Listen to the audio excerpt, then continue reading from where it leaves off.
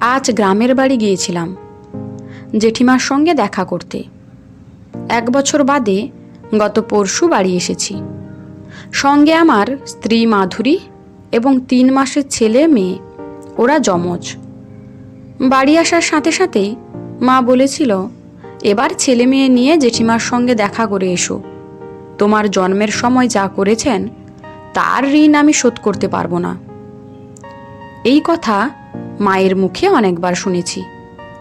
আমি নিলয় ব্যানার্জি, বছর 7 প্রবাসী জীবন কাটিয়েছি। আমার স্ত্রী সবেমাত্র 2 বছর প্রবাসে আমার সঙ্গ দিচ্ছে, অর্থাৎ 2 বছর হলো আমার বিয়ে হয়েছে। মাস 3 আগে আমি যমজ সন্তানের বাবা হয়েছি। ছুটি নিয়ে স্ত্রী সন্তান সহ বাড়ি এসেছি। বাবা ব্যবসা সূত্রে শহরে বাড়ি করেছেন, বড়জোর 20 বছর হবে। তার আগে আমরা গ্রামেই থাকতাম। আজ গ্রামের বাড়ি গিয়ে জেঠিমার সঙ্গে দেখা করতে যেতেই জেঠিমা আমাদের দেখে কান্না শুরু করে দিল। বুঝতে পারলাম কান্নাটা আনন্দের ছিল। এ কথা সে কথার পর জেঠিমা বলল, বাবা, তোর মা আমার জন্য যা করেছে তার ঋণ এ জন্মে শোধ করতে পারবো না। আমি অবাক হয়ে ভাবছিলাম, কে আসলে ঋণী, কার কাছে? তারপর জেঠিমার মুখেই শুনলাম গল্পটা। তবে গল্প হলেও সত্যি। আমাদের 51বর্তী পরিবার ছিল। বাবা, জেঠু এবং কাকু, 3 ভাই 1 বোন, অর্থাৎ আমার এক পিসিমণি। পিসিমণি সবার ছোট। দাদু, ঠাকুমা আর পিসি ঠাম্মা সবাই এক বাড়িতে থাকতো।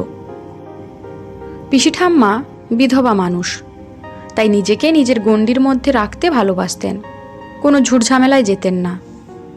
আমি তখন মায়ের গর্ভে আমার পিসিমণির বিয়ে হয়েছিল, একমাত্র মেয়ের বিয়ে, তাই দাদু খুব ধুমধাম করে দিয়েছিলেন। লোকজন, আত্মীয় স্বজনে ভর্তি ছিল বাড়ি। বাড়ির বড় বউ হিসেবে জেঠিমার দায়িত্ব বড্ড বেশি, তাই তার নিঃশ্বাস ফেলার ফুরসত ছিল না। জেঠিমা ভোর ভোর উঠে সমস্ত কাজকর্ম গোছাচ্ছিল। আমাদের বাড়ির নিয়ম অনুযায়ী বিয়ের দিন সকালে পায়েসান্ন খেতে হয় এবং পায়েস রান্নার সময় বিশেষ রীতিনীতি মেনে রান্না করা হয়। প্রথমে উনুনে পুজো করে তারপর রান্না করা হয়। তাই জেঠিমা স্নান পুজো সেরে তাড়াতাড়ি উনুন পুজো করে তারপর উনুন ধরিয়ে পায়েসের জন্য পেতলের হাঁড়িতে চাল জল চড়িয়ে দিল। কেননা ঠাকুমার কথা মতো আগের দিন থেকে সমস্ত জোগাড় করে রেখেছে জেঠিমাই, তাই আর জিজ্ঞেস করেনি। তাছাড়া জেঠিমার মনে হয়েছে মেয়েটা কেঁদে কেটে সারা হচ্ছে, তাকে একটু খাওয়াতে হবে। যার বিয়ে তার আজ আর অন্য কিছু খাওয়া চলে না, শুধু পায়েস আর মিষ্টান্ন খাওয়া যায়। পিসিমণি সারা রাত বালিশে মুখ লুকিয়ে কাঁদছে বাপের ভিটে ছেড়ে চলে যেতে হবে বলে। জেঠিমা দেখেছে, সে কারণে আর দেরি না করে পায়েস রান্না শুরু করেছে। জল গরম হতে যতটুকু সময়, তার মধ্যেই ঠাকুমা সহ আরও গিন্নিরা সব হা হা করে ছুটে এলো।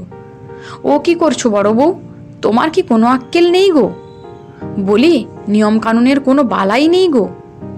কোন হিসেবে তুমি অমন কাজ করলে গো? বলি, আটকুড়ে মেয়ে মানুষের কি কোনো শুভ কাজ করতে আছে গো? 4 মেয়ের জন্ম দিয়েছ, ছেলে জন্ম দিতে তো পারলে না, আবার শুভ কাজে আসো কোন হিসেবে? ঠাকুমা মাথায় হাত চাপড়ে চাপড়ে বলল, আমার মেয়েটার জীবন নষ্ট করে ফেললো গো, আমার মেয়েটার অমঙ্গল হবে গো।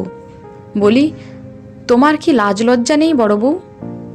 তোমার মুখ দেখাও যে অসাধ। তাড়াতাড়ি পায়েসের হাঁড়ি নামাও, পুকুর ঘাট থেকে ধুয়ে নিয়ে এসো, দেখো যেন কালি না থাকে। জেঠিমা মুখ বুজে সমস্ত অপমান সহ্য করে সরে দাঁড়ালো। ঠাকুমা বলল, এখানে হাঁ করে দেখছো কি? অনেক কাজ পড়ে আছে, সেসব করো গে যাও।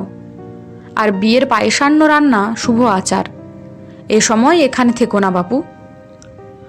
জেঠিমা নীরবে বাইরের কাজে ব্যস্ত হয়ে পড়ল। ঠাকুমার নির্দেশে অন্য একজন পায়েস রান্না করল। জেঠিমা পায়েস রান্না করতে পারল না, কারণ তার পুত্র সন্তান নেই। আমার মা সেখানে উপস্থিত থাকলেও প্রতিবাদ করতে পারেননি, কারণ পরিস্থিতি সেরকম ছিল না। বিয়েবাড়ির কাজ মিটে যাওয়া পর্যন্ত জেঠিমার মুখে হাসি লেগেই ছিল, কারণ ঘরভর্তি মানুষের ভিড়ে কান্না করাটাও যে বেমানান। কান্নার জন্য কথা শুনতে হয়। মায়ের মুখে বহুবার শুনেছি জেঠিমা সাক্ষাৎ অন্নপূর্ণা। সংসারের সমস্ত কাজ জেঠিমাই করত। আমার মাকে ছোট বোনের মতো স্নেহ করত, তাই মাকে বেশি কাজ করতে দিত না। তাছাড়া জেঠিমা ছিল একাই 100। আমি জন্ম হবার পর আমার দেখাশোনা সমস্ত কিছু জেঠিমা করেছে, কারণ আমার মামা বাড়িতে এসব কাজ করার মতো কেউ ছিল না। তখনকার সময়ে একটা গ্রাম্য পরিবেশে আঁতুড়ের সমস্ত কাজ সাধারণত প্রসূতির মা করেন, কিন্তু আমার মায়ের ক্ষেত্রে সমস্ত কাজ আমার জেঠিমা করেছে। আমার মুখান্ন প্রাশনের সময় যখন পায়েসান্ন রান্নার কথা ওঠে, তখন সবাইকে অবাক করে মা বলল, আমার ছেলের মুখে ভাত অনুষ্ঠানের পায়েসান্ন বড়দি রান্না করবে। শুধু তাই নয়, আমার ছেলেকে স্নান করানো থেকে শুরু করে গঙ্গা পুজো সব বড়দি করবে। ঠাকুমা চোখ গোল গোল করে বলল, তোমার কি মাথা খারাপ হয়ে গেছে মেজবু? একটা আটকুড়ে মেয়ে মানুষ রান্না করবে তোমার ছেলের মুখে ভাতের পায়েস? বলি, জানো নাকি শুভ কাজে ওর মুখ দেখাও পাপ।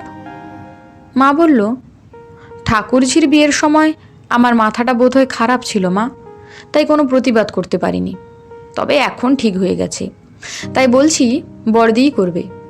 তাছাড়া বড়দি যে পুত্র সন্তানের জন্ম দিতে পারেনি, সে দোষটা যদি বড়দির হয়, তবে সমদোষে দোষী বড়দাও।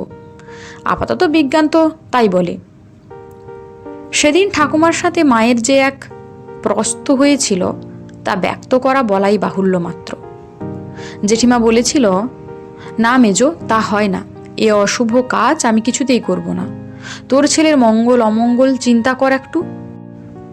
কিন্তু মা বলেছিল, ছেলেটা কি তোমারও নয় বড়দি? তাছাড়া অত শুভাশুভ বুঝি না বাপু, শুধু এটুকু বুঝি তুমি আমার ছেলেকে মন থেকে ভালোবাসো। তুমি যা করবে তাই শুভ, দেখো মঙ্গলই হবে। পাড়াপড়শিদের অশুভ ভবিষ্যৎবাণী, ঠাকুমার গঞ্জনা আর নিশ্চিত অশুভের ইঙ্গিতকে তোয়াক্কা না করে মা জেঠিমাকে দিয়ে আমার মুখে ভাত অনুষ্ঠানের সমস্ত কাজ করিয়েছিল। পিসিমণির বিয়ের সময়ের জেঠিমার উপর হওয়া সমস্ত অপমান আর কষ্টগুলো আমার মা ধুইয়ে দিতে চেয়েছিল। আমি বড় হয়ে ইঞ্জিনিয়ার হয়ে বিদেশে কাজ করছি। আমার যমজ সন্তান 1 ছেলে 1 মেয়ে হয়েছে, তারাও সুস্থ আছে। আজ পর্যন্ত কোনো অমঙ্গল আমায় স্পর্শ করতে পারেনি। এবার বুঝেছিলাম দুজন দুজনের কাছে কেন ঋণী। আমার মা ঋণী ছিল জেঠিমার কাছে, কারণ আমার জন্মের পর জেঠিমা আমার মায়ের মা হয়ে উঠেছিল।